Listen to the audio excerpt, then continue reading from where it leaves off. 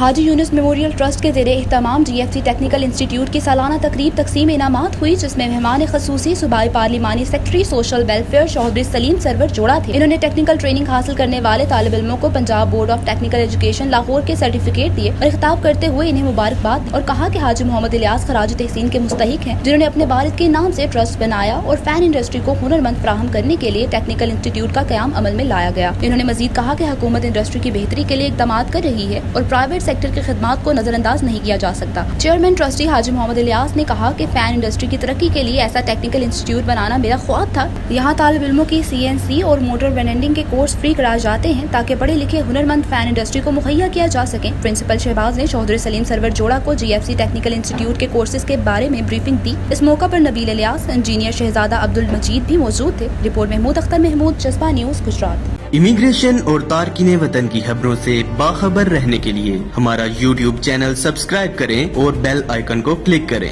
Grand city Khariyan, घर और plot आसान एक साथ। यही तो है हमारा परफेक्ट घर।